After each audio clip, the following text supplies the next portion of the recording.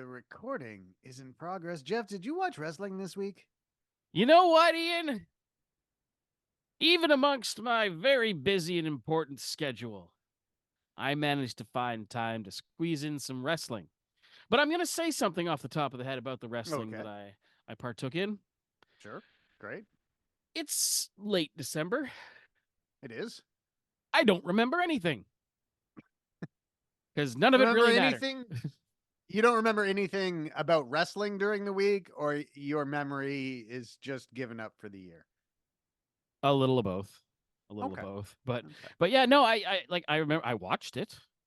I hmm read the news. Ask me what happened. I don't know. Because Uh, we're in that lull time of year where nothing really is important going to happen in wrestling yeah, in well, the world, really. WWE always has this lull before WrestleMania season. That's always, well, okay. Aside from the Mhm. last couple of years since they've had War Games at Survivor Series, I um, believe you mean. like War Games. But like Survivor Series, up until that had been like the most skippable pay per view that Oh yeah, WWE yeah. ever did, especially in the Raw versus SmackDown era. Like Ugh. that was just awful. Like if you go back to the 80s and the traditional tag team stuff and some of the You stuff know they tried what? in the I'll 90s, say something fine. unpopular. I didn't like Yeah. it then either. Well, I didn't sure. like the elimination matches because they didn't mean anything. Yeah. I was like, Yeah. he's the sole survivor. Great. So am I. You know, technically, I didn't get pinned in the match either. Like, you know, I'm still surviving. now that Um, War Games is in there and there's a little bit of stakes. I like that. Um, Yeah, yeah. Well, they tried a couple of different things. Like I remember one year, like they introduced the Elimination Chamber at Survivor Series. mhm. I remember Shawn Michaels won the world title in the first one, but then they moved it. They were like, that's really good. Let's just make it its own thing. Mm-hmm. Um, As they were wont and to do at the time. then they for 2 years there they had Screwjob finishes at the end. You Well, know, I love that now we are finally getting to an era we can mention the word Survivor Series, and it yeah, doesn't immediately send WWE personnel running around trying to figure out how to reference the Montreal Screwjob from 30 years ago. yeah, So yeah. You don't yeah, really need to. You don't. It's just, it was a most of your long time. audience wasn't born. That's true. That's true. There are plenty of like I I bet like Cora Jade wasn't alive Nope. when A lot of your Roxanne Yeah, a lot of the talent was not born. Roxanne's parents were probably only like preteens at the Mm-hmm. time, Mm-hmm. I Yeah. think. So this is now like a historical piece. The other one thing that bothers me about the screw job and the like modern retellings of it is if you were following the product very closely back then, um, you realize like the people who don't have that context of knowing what wrestling was like back then will Yeah. never understand why Brett refused to lose Yeah. to Sean. But if you know that like Sean had refused to lose to anybody leading up to that, including Yeah. to the British Bulldog in the United Kingdom after Bulldog had dedicated the match to his sister, um, like Yeah. and also how at that time it mattered if you It were was a seen big as the deal. top guy in Yeah. another promotion. Like now you could take some top guy or like Yeah. some promotions world champion and it wouldn't be that big of a deal, but it was seen as a very big deal then. So like Well, Brett's worth was kind of so and also I just like the feel fear of taking the belt to another company and stuff like yeah, that too. If you did that today, you'd be sued into next month. yeah, So like that's not yeah, going to happen anymore. But at the time, it was a real thing. Ric Flair had just done it a few years earlier. yeah, yeah. You know, So so Um, yeah, so I just feel like if you're 20 years old and you're learning about the screw job now, you're probably gonna mhm. go, the hell? Why would Brett do that? Yeah, But it made all the sense at the time. Another thing Brett said about why he didn't want to lose to Sean in Montreal is because of how how much of sort of an FU that would be to the Canadian fans at yeah, the time. And he said like they would really harm wrestling in Canada. And it did. hmm Like he was right about that. We didn't let that go for a very, very long time. You So screwed Brett, Chance. yeah, You know? so I don't know. Yeah. Being a Canadian wrestling fan in 1997 was sure a trip because you had that Canadian Canada versus USA feud Mhm. going on, and then the screw job, obviously. Yep. So it was such a like big important year for Canadian wrestling, and I feel like that really molded how Canadian fans react to the Mhm. product for years to come. Like the reason Toronto became Bizarro World is because the fans here had become so conditioned to going against the grain. Mhm. We had been taught to boo Steve Austin when he was really popular and cheer Bret Hart when he was Mhm. getting booed on TV every week. So it's like we've always wanted to go back to that a little bit, and so we will pick different, Canadians or just people that we like. And yeah, so I do feel like the screw job had a huge impact Mhm. on wrestling fans in Canada for sure. And think about this too. What comes directly after the screw job? Um, Steve Austin wins the Royal Rumble yep, and builds to WrestleMania 14 yeah, against Shawn Michaels, where yes, he wins the title. Mike Tyson's involved. The whole thing, that storyline is what propelled. Like hmm it was on the way, but that storyline took it to the stratosphere. yeah, And absolutely, there's yeah. always going to be debate about when the Attitude Era started. But for me, that is where it began. That Was that that was run and that definitely win? yeah. That was definitely when you started like people were more excited about WWE than WCW at that time. Yeah, And there's a lot of weirdness, like there's a lot of WWE historical revisionary systems. yeah, exactly, where they want everyone to believe like, oh, WCW was always the worst show, but it had great stars. No, no. No, Nitro was no. better than Raw for a long time. I watched the Monday Night Wars. I've gone back and rewatched the Monday Night Wars. In True. Yeah. 1997, more wrestling fans wanted to talk about WCW. Hmm. It was hotter. It was, Well, Hogan being a WCW heel. then was what Yeah. Raw is today. Yeah, It kind was of. 3 Yeah. hours. It was live. It Yep. was you know, big stars and so on and so forth. Whereas at that time when the Monday Night Wars kicked off, Raw was 1 hour in some Yeah. cases. It was taped. It didn't feel the same, and WCW was the easily the more exciting show. Well, see, part of this is Vince needed to get out of Brett's contract because he couldn't afford it. He gets out of Brett's contract. Yeah. He's got the money. He can bring in Mike Tyson. He can run the shows live every week. So that played a role in it too. Yep. Um, you know, It so was one of those watermark moments that um, but I see wrestling what you're fans will saying. remember forever. But I see what you're saying. Like normally, when it's Hmm. not 1997, uh, this period is kind of a lull as you sort of wait for the build to WrestleMania.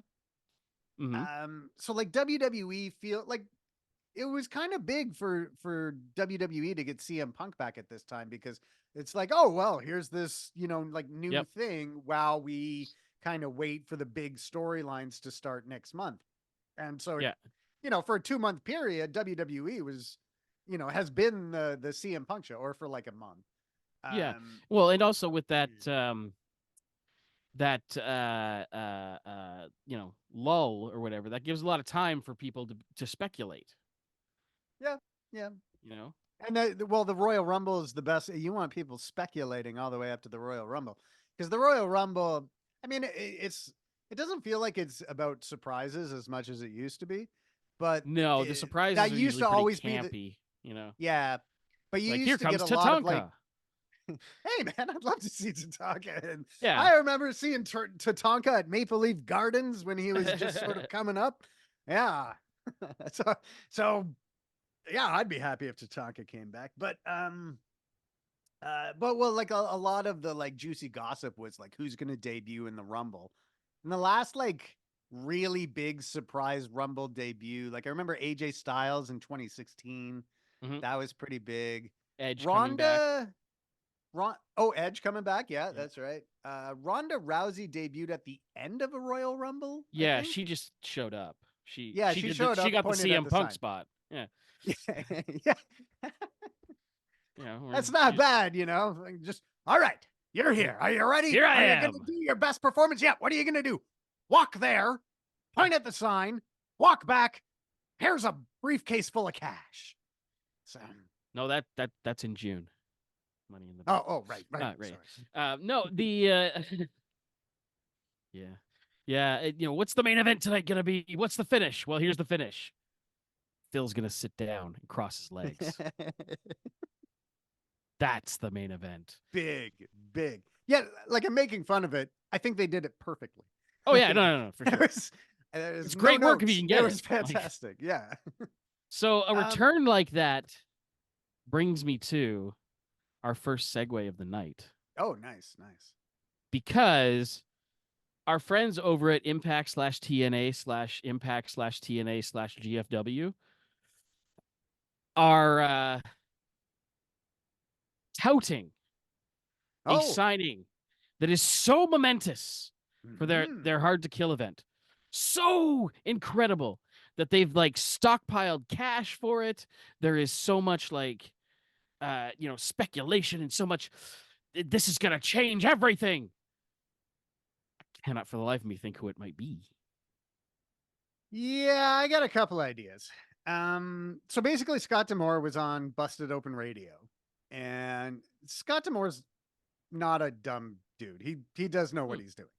So they have put money aside if it's possible to get a star. So it's like, you need to, like, this wouldn't just go to like whoever. It's got to be somebody who has drawing power that they can say, hey, our numbers were here, now they're up here.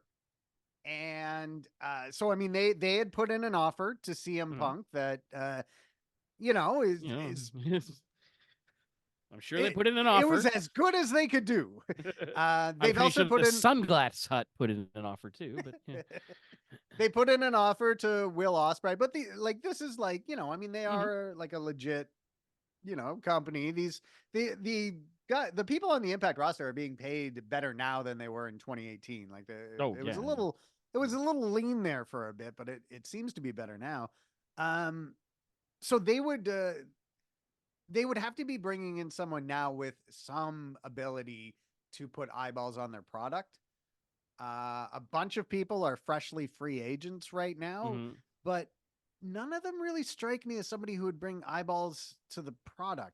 There's no way I don't think they they've can signed afford... Tennille Dashwood and Riddick Moss to do travel segments on the show, so I don't think that's happened. I do think that Tennille Dashwood would go back to Global Force TNA Impact because she actually, in a way, can, because she's got such a large Instagram following that you can, but anyway, it's definitely not Tennille Dashwood. That would be a bit of an overhype. So and she's already been through that once, Emelina. Yes, exactly. D'Amore has sort of teased that this would be one of the biggest signings in TNA wrestling, and he said it after he talked about how they had brought in Kurt Angle years back, and that made me wonder. And I'm not saying this would be a good move, and I'm not saying it'd be comparable to Kurt Angle, but I got the feeling that he might be referring to Matt Riddle. Maybe. So when is Hard to Kill? January 13th. Okay, so Matt Riddle, all these no competes on the released wrestlers have they were all up today. Yeah, they've all expired now. So people are announcing what they're doing. Mustafa Ali's going on a world tour to a bunch of indie places. Yeah, that was cool. Mustafa Ali has been booked by every single independent promotion in the world, and he will wrestle those matches in the next 3 months. Great. Yeah, it's great.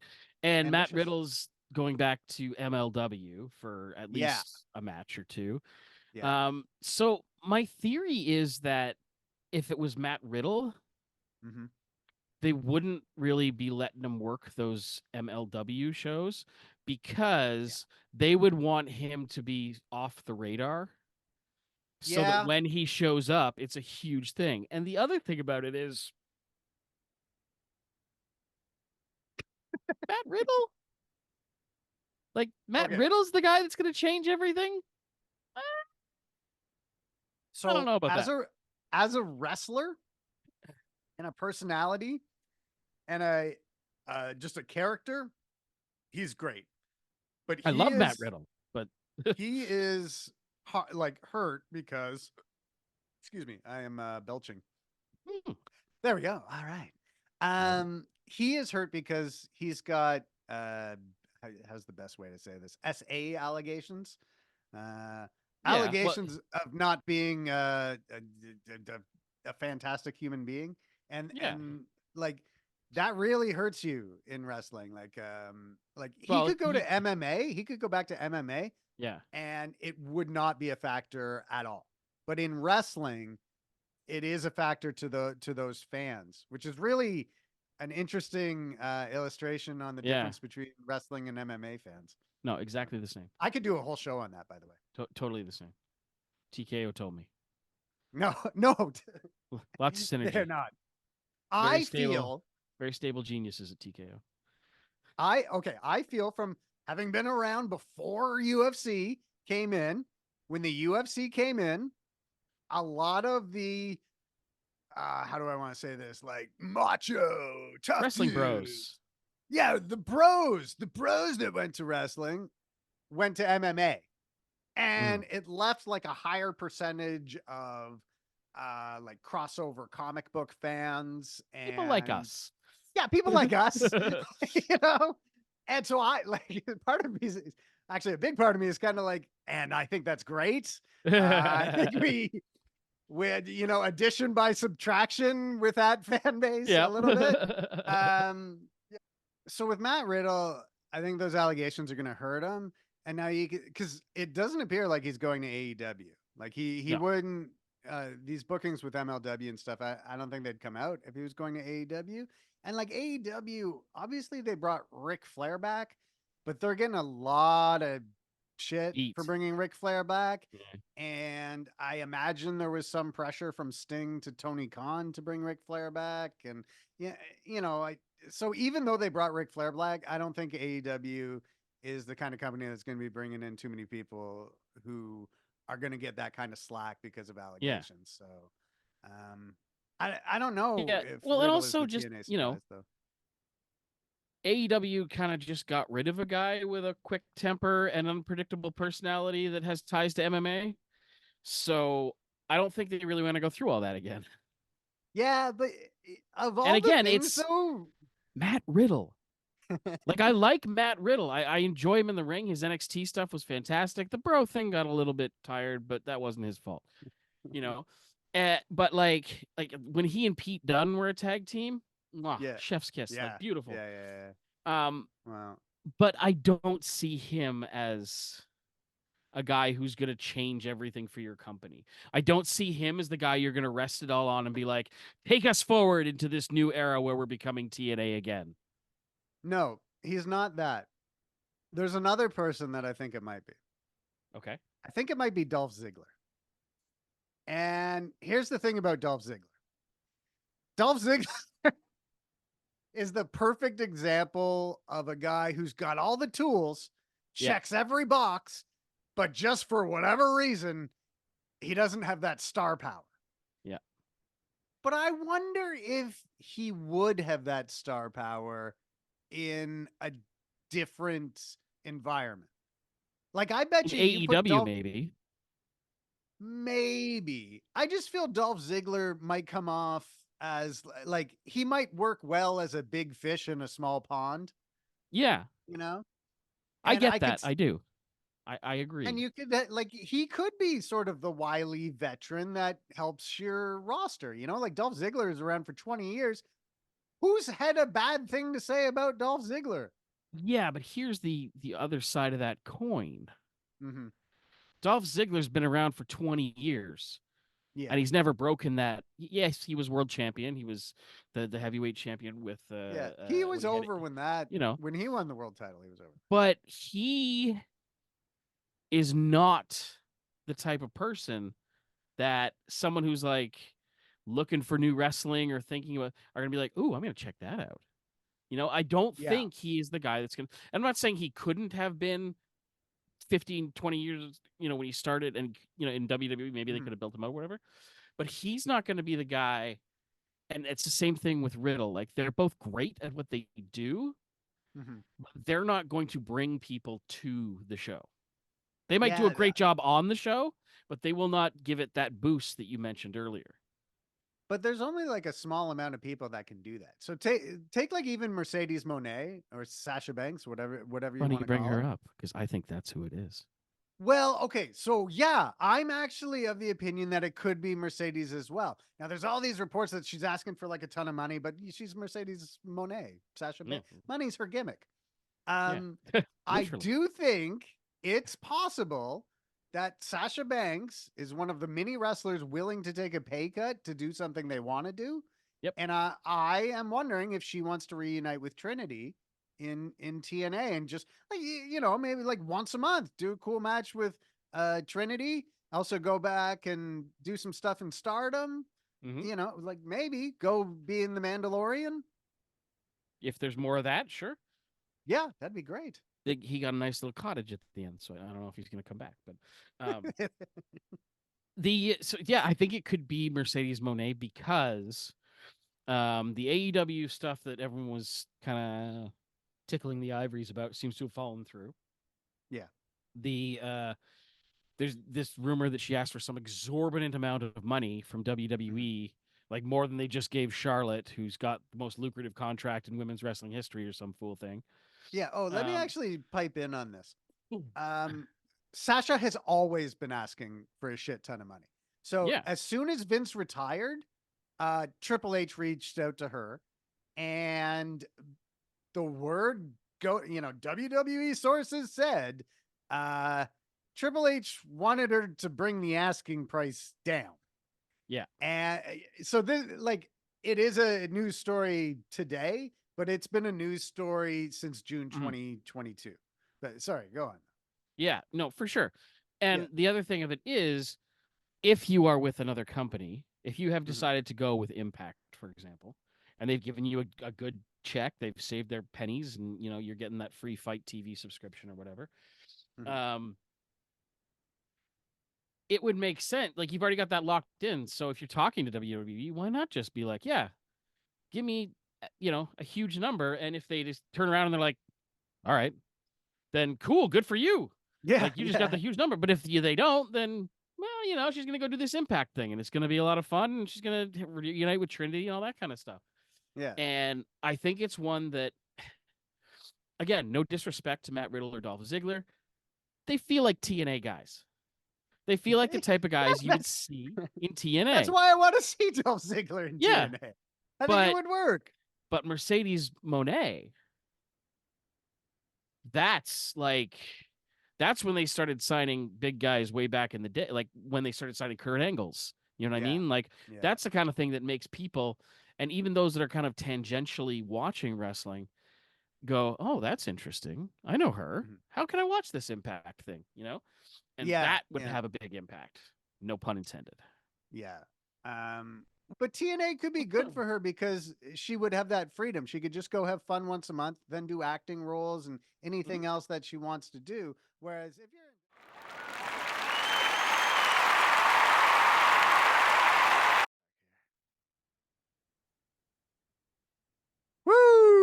Woo! Before we were so rudely interrupted there, we weren't talking about the Continental Classic.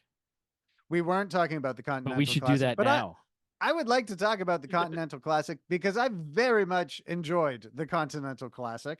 As I've said on previous shows, I feel like it gives AEW shows like a feeling of structure that it didn't have before, because it had some stakes. Yeah, you've got 3 or 4 matches where the wins and losses really matter. And like, even in a case where it's Mark Briscoe versus Jay Lethal and they both have 0 and they can't advance, it matters to not be the guy who doesn't get a win in the Continental Classic. So I really like that about this one was that it wasn't just a single elimination tournament. Your wins and losses compound. It was like watching the World Juniors hockey. It was amazing. Yes, which is coming up soon.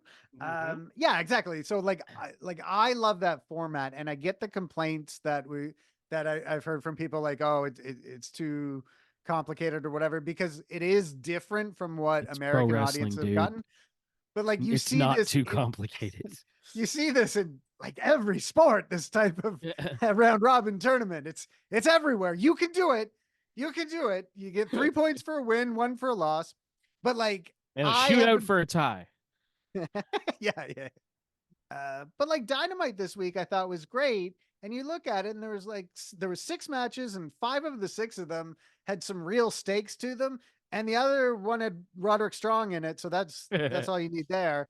So like I don't know. I've really been enjoying AEW programming as of late, and I think this Continental Classic has sort of helped AEW get over this CM Punk to Mhm. WWE hump a little bit, Mhm. and can get back to just being its own promotion with none of this drama. Well, this past week, Tony Khan introduced the 15th title in the AEW ROH lexicon.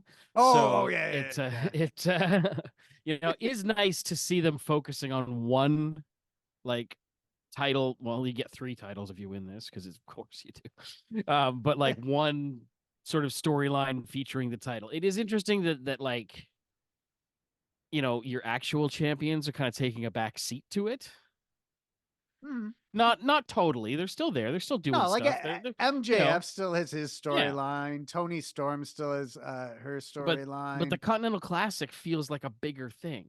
Yes, yeah, it does actually. It's one of those Yeah. times in wrestling where the title holder almost comes, like the champion is almost secondary, because Hmm. this thing is happening. It's really interesting, like King of the Ring. Like when you're Yeah, well, watching those King of the Ring years, you mhm. love that tournament. You know who the champion is, and you're like, yeah, there might be a defense at that event or something, but you're really following to see King of the Ring. Yeah. Um, and I think like I would like to see AEW down the line follow like if they moved into a structure completely like New Japan Pro Wrestling, I would love it. Because Hmm. if this was a real sport, this is how you would do it. You would have these round robin tournaments once Hmm. a year. Like in New Japan Pro Wrestling, they have the best of the Super Juniors, which is a round robin Hmm. style tournament for the junior heavyweights. They have the G1, which is for the heavyweights. They have the World Tag League, which is for the Hmm. tags. Sometimes they have junior tags or junior Hmm. heavyweight tags, or so like, and each of those divisions has a single elimination tournament too. So like, I would like, yeah, I don't know, like and the champions are in all Hmm. of the tournaments as well. So I think if you put the champions in these tournaments eventually, then it adds another element to it, because say someone's in a group with MJF and they beat him in Hmm. the round robin, later after the tournament's over, that guy should get a title shot, right? So you can set Hmm. up future angles, and And it would be getting a title shot, like, for a reason. So that's cool too. yeah, Yeah. and it's but that's always been like a big sticking point for me with the AEW with AEW booking, is that I'm not sure like the how the structure works, because Yeah. Wardlow shows up every few months, goes undefeated. It was like, well, why is Wardlow not getting a title shot? And then he's just away for a while, and we're never Yeah. told why. And uh, you know, Do you think, and this is just a pie in the sky kind of idea, I do like you pie. think that if AEW hadn't made such a big deal about like stats mattering Hmm. when they first launched, that we would be having that same discussion today? Like about how like people just randomly get title shots in AEW? Yeah, Or I would we just be do. like, well, this is just wrestling. Like people just get randomly, you know? Well, I mean, like it depends, because like in most promotions, you will do some type of number one contenders match, Yeah. or like if you're planning to give somebody a big main event title shot, you're going to build them up with wins for like weeks and weeks and weeks until you're ready for that title shot. Hmm. So, and AEW, there's in AEW, there's a lot of people asking for title shots and being granted Yeah. title shots, Hmm.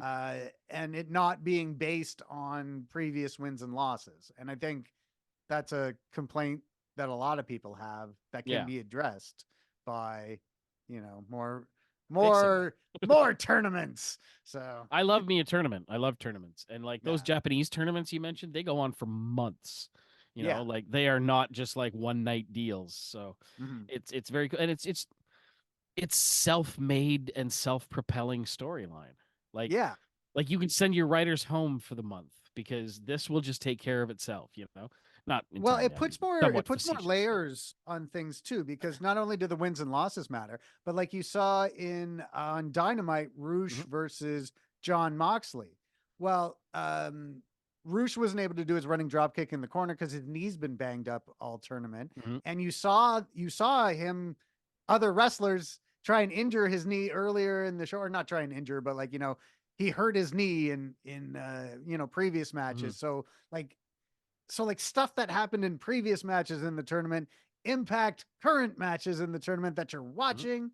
And so there's And that kind of element to it set the too. table for what's coming next too. Like you say, John Yeah. Moxley loses to him in that match or vice versa, then well, they got a beef going on later, like there's reason to it, and there's tons of ways to make it inform the show, which is Mhm. which is fantastic. That's what you want, that's great. Yeah. And So it develops the characters too, like of the people that are in the tournament, because mhm, everybody has like their own little tournament story, right? Like Jay Lethal, like lost all of his matches, but you can see now they're doing this thing where he was seen arguing with Sanjay Dutt or whatever. So it mhm, looks very much like Lethal's going to turn babyface, turn against. So that's like where his story comes from. And mhm, then Mark Briscoe's story was that he's used to being a tag team wrestler, but this is his rookie year as a yeah, singles wrestler. So he lost his first four matches, but then in the end, like, okay, he's starting to get it. He beat Jay Lethal. And so that's his story that kind of like, even mhm. though he went 1-4, there's reason to be hopeful that That he's going one to was do better important. later. Yeah. Yeah. And Jay Lethal's loss is important too, because his character changes Mhm. direction. Roosh, it's kind of this thing where um he would have advanced had it not been for his knee kind of thing. Like he would have finished John Yeah. Moxley off and advanced in the tournament, but unfortunately, like, the injuries he acquired on the way there when left. So like not like yeah, everybody kind of has their own story. And Mhm. Brian Danielson, obviously his story is that people are pecking his eye out with Yeah, he's yeah, just falling apart apparently. people are That's his removing his story. eyeball. That's his story. He's becoming a cyborg. Yeah. Yeah. Yeah. So Yeah. that was, I just wanted to make sure I talked a little bit about Yeah. like how much I've really enjoyed the Continental Classic in AEW. It's Mhm. yeah, I think it's been really great, and I think it's been some of their strongest shows at a time where like I feel like they kind of needed it. And it's a great opportunity, as we talked about before, because WWE is in that lull. So now is a great opportunity for Yeah, them to be like, check out the cool stuff we do. yeah. So Well, they that's would really, have been in a lull, but the Punk stuff breathed some but they life into are, it. and it's not like a Yeah, creative lull. It's yeah. not like it's the holiday lull. Like Well, you yeah, know, sure. they just every industry in the world goes through the lull around this time Yeah. of year. Like Uh, the industry I work in, pretty much after the 1st of December, we all just take naps because there's nobody is in the office and there's nothing going on.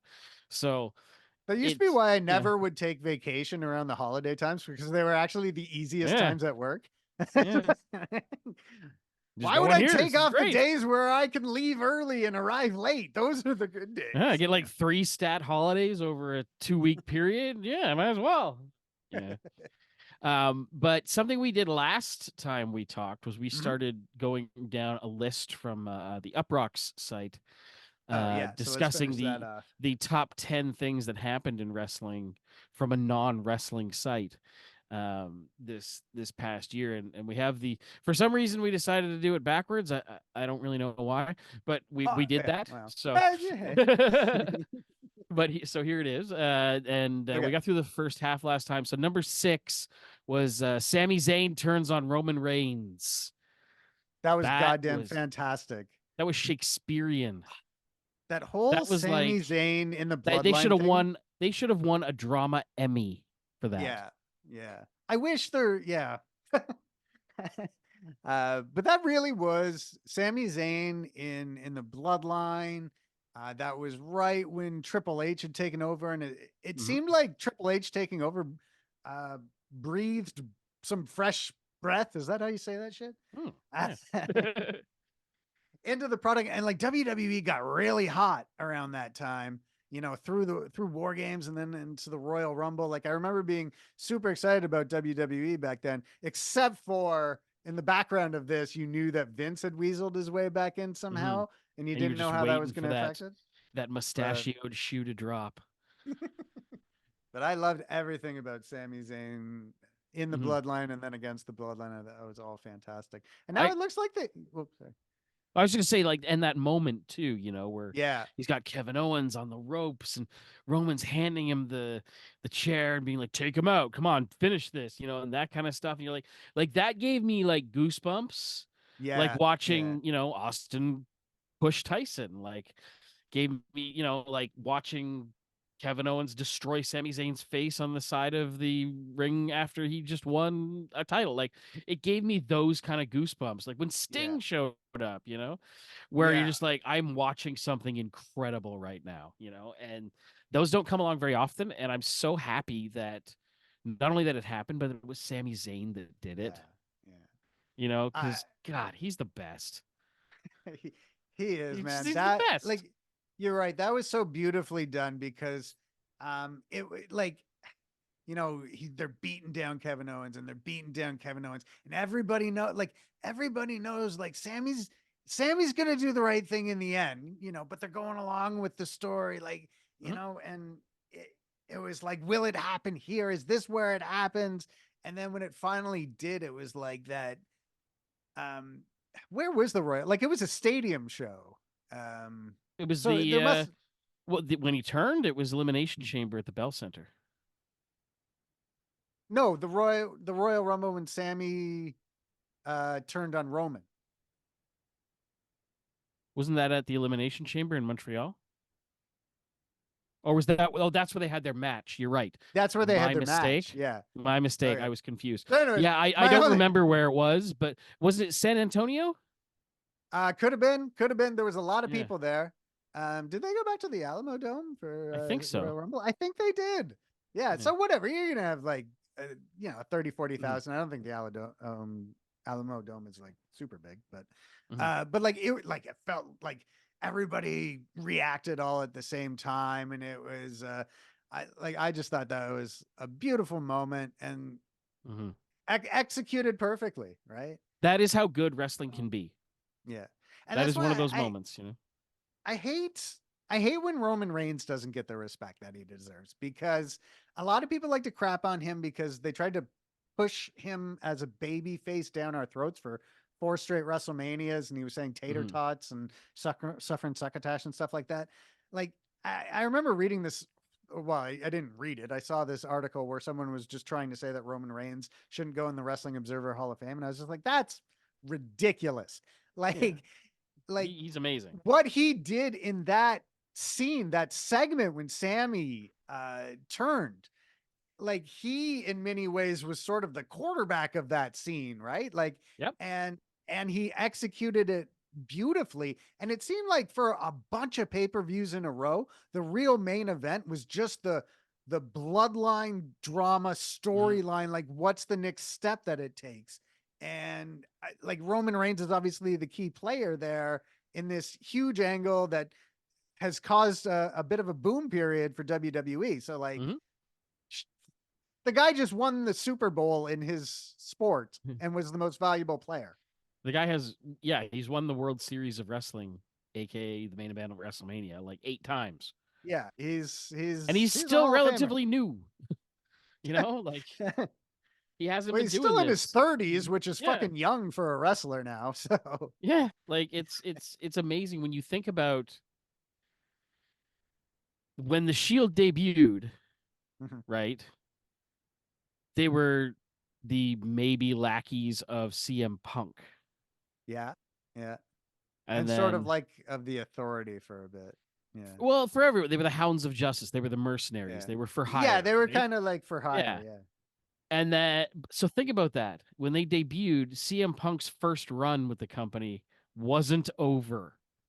yeah, Um, yeah, but yeah, like he's only been sort of main event level for like 10 years, yeah, yeah. arguably 9 or 8, Mhm. like So to be able to ascend to the level he is at, where his minimal effort can affect the entire show, like Well, that's incredible. Getting paired with Paul Heyman, both Mhm. on screen, and Heyman's kind of writing a lot of the stuff that Yeah, involves Heyman, which is great. Obviously, if you've followed Paul Heyman's career, he's pretty good at what he does. yeah, yeah. Yeah. um, yeah, It's like I interesting. think that partnership I has wonder what Paul benefited him. Heyman would have been if he grew up in Vince McMahon's shoes, like with Like Vince McMahon's money. Paul was not poor. No. But I mean, like, Paul ran ECW, right? And Yeah, ECW was what it was, but it was very small. yeah.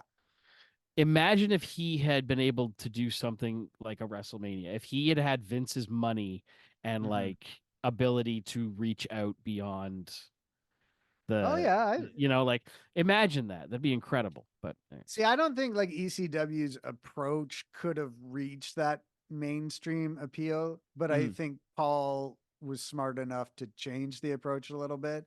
Yeah. Well, I Like mean, and that's what I mean, ECW, like in terms of the evil genius level. yeah. Like ECW, like he went hardcore because this was around the mid '90s and the X Games are cool and Jackass and Extreme. It was Yeah. like a thing.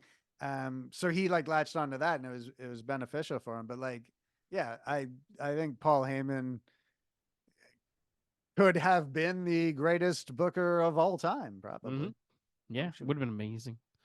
But hey, he's doing great work with the Bloodline. Yeah. So So hey, works for me. number 7 was MJF's rise to the top of AEW is one of the biggest things that happened this year. I'd say that's true. Yeah, I He mean, I would like to see where he was in 2022. Feels like eh, he he did this years. He's been a top guy for a long time. But yeah. I have a fun MJF story I would Ooh, like to tell. okay. So I was writing for a wrestling news website, and MJF had tweeted out this thing saying that he was getting the key to the city of the town in Long Island that he's from. Mhm. Um, and so like MJF, like I'm not just gonna take his word for it. This guy bullshits all the time. So I called the fucking thing, right? Which never happens anymore. Yeah. And I could tell by the response I got. Um, so all I wanted to do is be like, I just wanted to make sure this press release is real because it came from MJF and Mm. he's a professional liar. So I just wanted to make sure.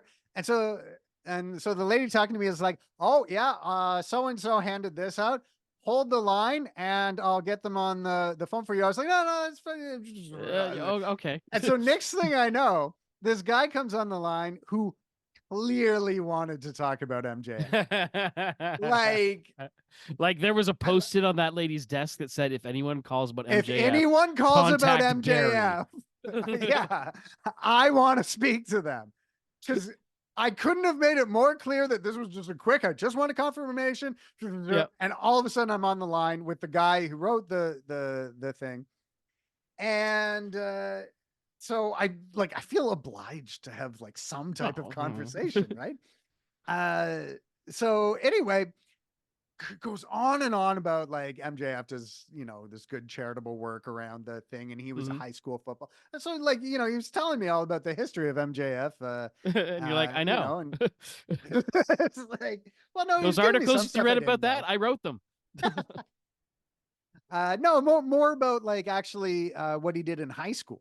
Like Oh, he well. was a very celebrated high school football player, Okay. and which I mean I know, but like whatever. And this guy was Uh, really our neighbors to the south, high school football is a big deal. So oh that's yeah pretty yeah cool.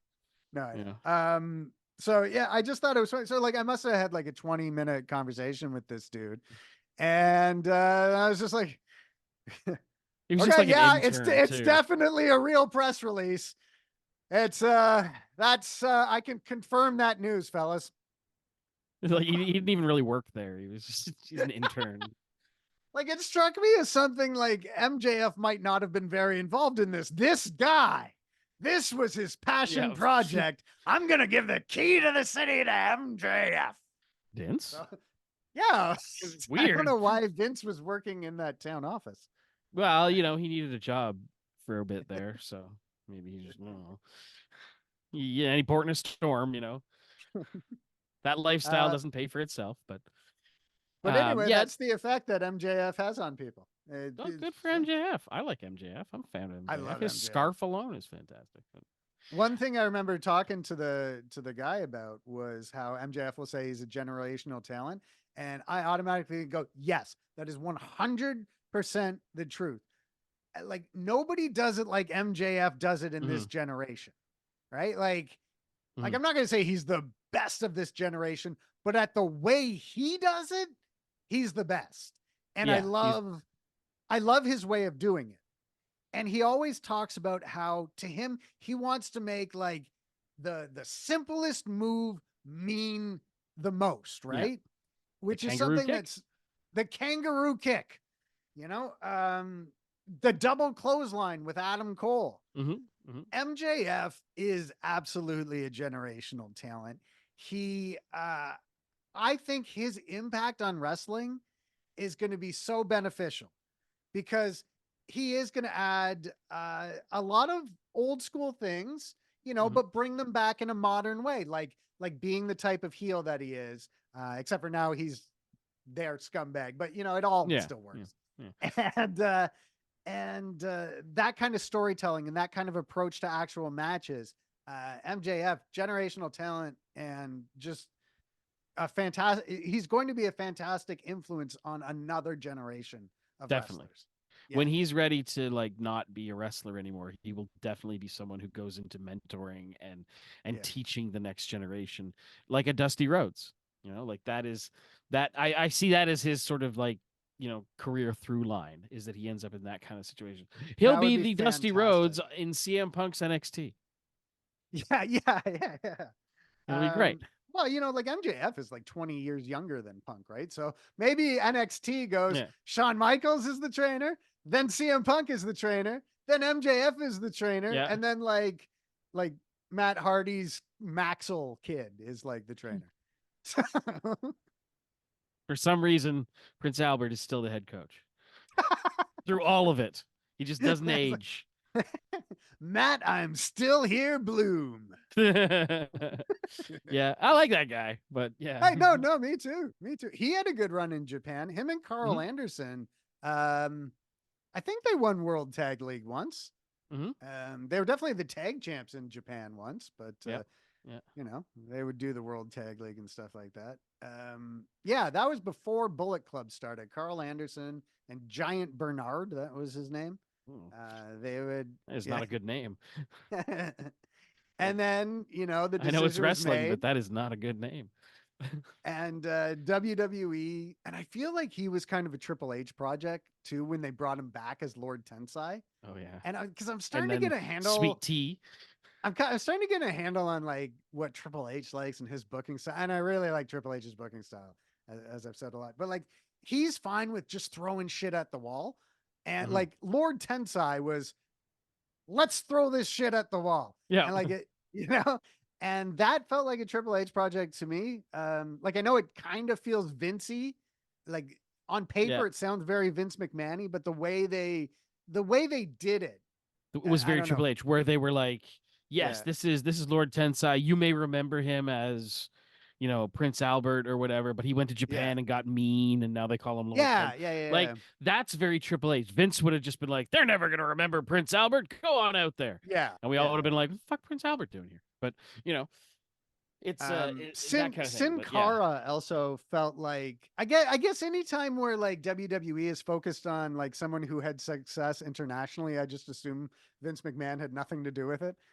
Well, yeah, because the way they were pushing, like they had like Sin Cara when he was Mystico, who's a huge deal in Mexico and in Lucha Libre worldwide. He like I don't know. That felt Triple H to me too. The way that they were originally really heavy on him, and then the whole replacing him with another person and pretending that it's not happening. That part was very Vince. Yeah, Oh yeah. You've got to go through the whole list of stuff that goes because he went back to Mexico, then couldn't use the Mystices name. Yeah. Somebody else had Mystices, so he combined Mystices with it's just Yeah. it's ridiculous. There's but Mystico, I believe he's back to just being Mystico. He's like Yes. top Oscar tier spits him in level. people's faces. Yeah, it There's wasn't a great. healthy respect for the poison mist in wrestling these days. Yeah. Yeah, we used to only have like Tajiri and the Great Muda. Now we got Asuka does the mist. Mhm. Julia Hart does the mist. Malachi Black does the Mhm. mist. Didn't Shinsuke Shinsuke do it? Yeah. Nakamura does the mist. A healthy Do you think respect for the poison mist in wrestling. you think they all get them at the same place? Like Or if just there is like like a mist de- depository. yeah, like where I does don't one know. acquire the poison mist? I think, well, for years, Mr. Fuji just ran a shop that had like Mm. salt you could throw in people's eyes, poison mist, like various voodoo artifacts, I believe. That's one I'd like to see come back. The salt in people's eyes. That was a good one. Yeah. Yeah. Yeah. That Um, cost Bret Hart the title it did. and won it for Hulk WrestleMania Hogan. 9. WrestleMania Yeah. 9, where the match between Bret Hart and Yokozuna was won by Hulk Hogan. Yeah. That was one of my favorite what the hell is happening moments forever. Like it's And then a few and they months had Brett later, play it up like, no, you do it. I can't see. You do it. And Hogan being it's like, okay, I guess I have to win the title. you do it. That's how sports work.